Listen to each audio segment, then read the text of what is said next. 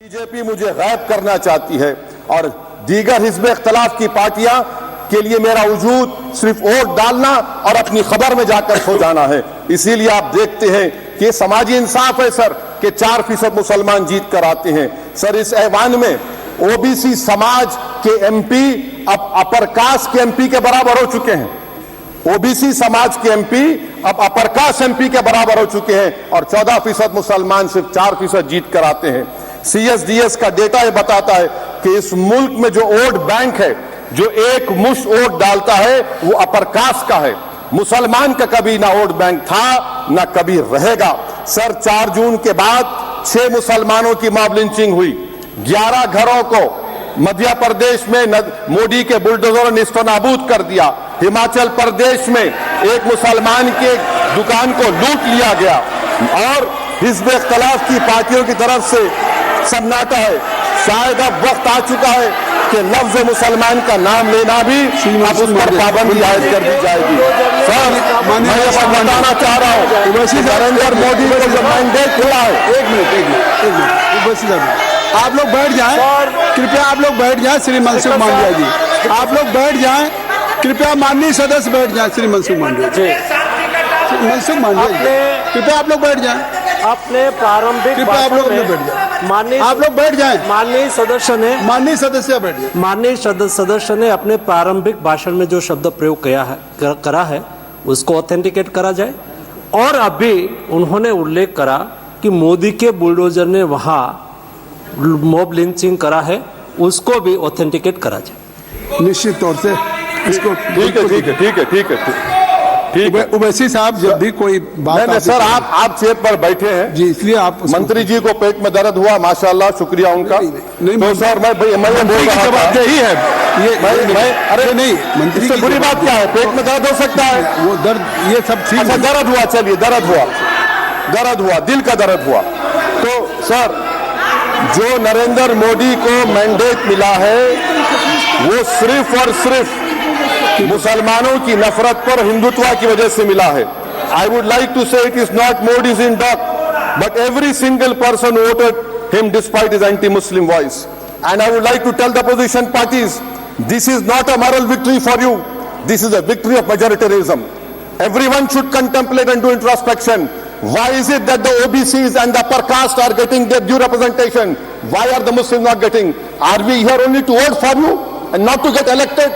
If that is the case, please tell us that we are only here to vote for you. Sir, आज भारत के आधे नौजवान बेरोजगार हैं और रोजगार की तालिश बेरोजगारी का आलम यह है सर कि मोदी सरकार के 5 साल में 75 लाख एस्पिरेंट्स की जिंदगी बर्बाद हो गई। 6 पेपर लीक हुआ। बेरोजगारी का आलम यह है सर कि रशिया जा रहे हैं, वहां जाकर अपनी जानों को दे रहे हैं। बेरोजगारी का आलम यह है कि नरेंद्र मोदी रोजगार का कैंप चलाती है नौजवानों के लिए कि तुम इजराइल में जाकर काम करो, उनको कैनन फॉडर बना रही है ताकि फलस्तीनियों की जायदादों को हड़प कर सके। ये भी कंक्लूड कर। अरे सर मेरा टाइम है। कहाँ टाइम है सर? आप ये टाइम नहीं मेरा सर, मैं 2 मिनट दीजिए। ये विश्वगुरु की पॉलिसी है। इजराइल को 27 टन हथियार जा रहा है।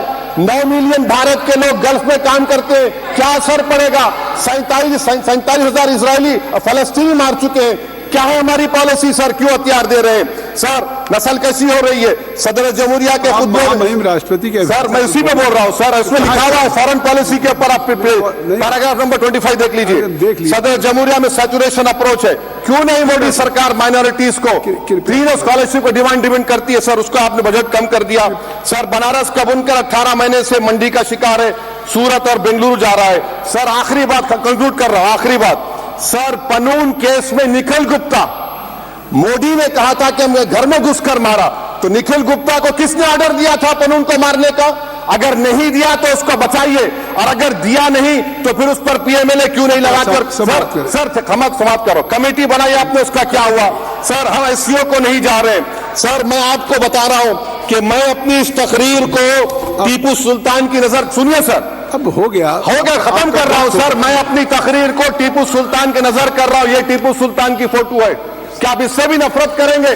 सर, ये संविधान में टीपू सुल्तान की फोटो है जिस पर वल्लभ भाई पटेल ने साइन किया, श्यामा प्रसाद मुखर्जी ने साइन किया। ये आपकी नफरत है। सर, आखिर में मैं अपनी बात को खत्म कर रहा हूं इस शेर पर कि क्या दिन दिखा रही है सियासत की धूप छांव। जो कल सपूत थे वो कपूतों में आ गए, थे इस कदर अजीम के पैरों में ताज थे, इतने हुए जलील के जूतों में आ गए। बहुत बहुत शुक्रिया सर। श्री गौरव गोगोई जी। धन्यवाद सभापति महोदय। मैं आपके समक्ष खड़ा तो हूं, लेकिन वर्तमान में मेरा मन और मेरा ध्यान असम में हो रही बाढ़ पर है और मैं आशा करूंगा कि यहां की सरकार अपनी चिंता व्यक्त करे और असम में अभी तुरंत आज ही एनडीआरएफ की एक टीम भेजे और जल शक्ति के मंत्री भी वहां पे जाए, क्योंकि जिस प्रकार से एम्बैंकमेंट चारों तरफ टूट रहे हैं, पानी जिस तरफ से बढ़ रहा है, बहुत ही एक खतरनाक एक वातावरण वहां पे है।